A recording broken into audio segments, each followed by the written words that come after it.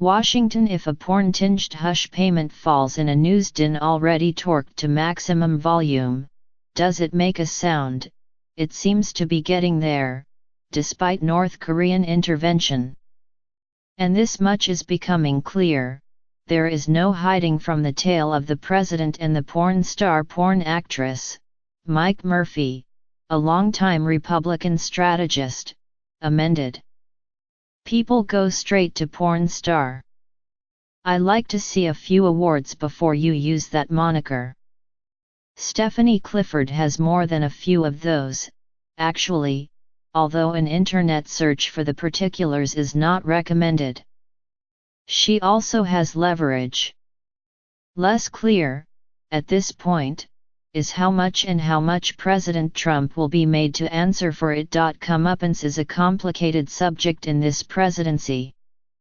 Here is a leader who crowds out scandal with more scandal, who tends to insist that the buck stops elsewhere, who boasted of sexual assault on tape and got to the White House anyway.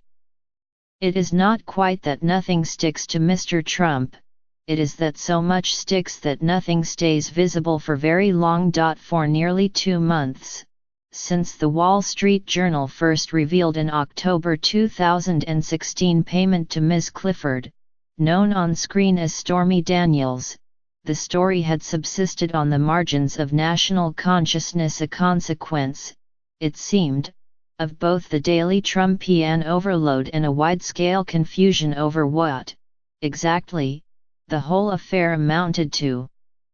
Was it tragedy or farce? Serious or sideshow? Was it all of them, leaving us paralyzed by the choice? You almost could float 2 irreconcilable theories: it's either too outrageous to be covered, or there's just too much else that's important, said Nancy Gibbs, the former editor-in-chief of Time magazine, leaning toward the second option. Either way, she noted, the episode had not blossomed into a mega-scandal. The facts are these: Ms. Clifford was paid $130,000 just before the 2016 election in what she calls a hush agreement to conceal a sexual relationship that began in 2006. The White House has denied the affair. Mr. Trump's lawyer, Michael D. Cohen, has acknowledged making the payment himself. Last week, Mr. Cohen secretly obtained a restraining order to prevent Ms. Clifford, who claimed that the agreement had been breached, from speaking publicly about Mr. Trump. Despite the unrelated tumult of this week: tariff policy, staff turnover, nuclear intrigue, the ordeal has begun showing signs of an elusive longevity, coaxed by a lawsuit filed by her lawyer and an acknowledgement from Sarah Huckabee Sanders, the White House press secretary, that Mr. Trump's side had pursued an arbitration proceeding against Ms. Clifford. The White House briefing room has been consumed by repeated questions about the payment. Look, the president has addressed these directly, Ms. Sanders said. Mr. Trump has not addressed this. Republican lawmakers have been left to grimace and nod in the halls of the Capitol, mostly begging off questions about Mr. Trump's pre-presidency leisure activities. This is no country for creepy old men, Senator John Kennedy, Republican of Louisiana, told reporters, declaring his opposition to sexual harassment generally but declining to comment on Ms. Clifford. At one point on Wednesday, CNN enshrined the Times with a "we didn't start the fire" style accounting across the bottom of the frame: Cohen resigns, markets rattled, porn star lawsuit. The moment touches several crosscurrents of the Trump age, an administration defined largely by its chaos, the Me Too movement, and a news media still grappling, nearly 3 years after Mr. Trump declared his candidacy, with how to cover his excess of excesses scandals run on shame. Trump is completely exempt from any shame, Mr. Murphy said. So instead of talking about the crime, we just scorekeep.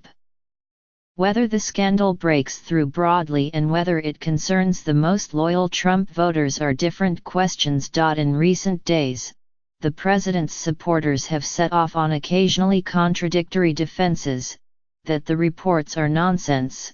Trump's lawyer has confirmed the pre-election payment, that even if they are true, no one made a fuss over Bill Clinton's relationship with Monica Lewinsky. Mr. Clinton was impeached, that it is not as though Mr. Trump stands accused of forcing himself on Ms. Clifford. Allegations of groping and harassment trailed Mr. Trump's campaign and, as Ms. Sanders noted while denying those allegations on Wednesday, the American people were aware of this and voted for the president.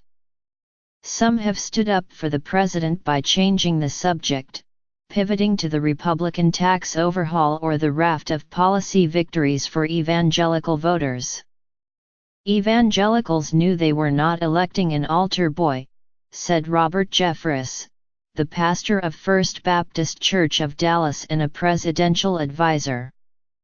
Forgiveness is part of the evangelical gospel message. We are all sinners.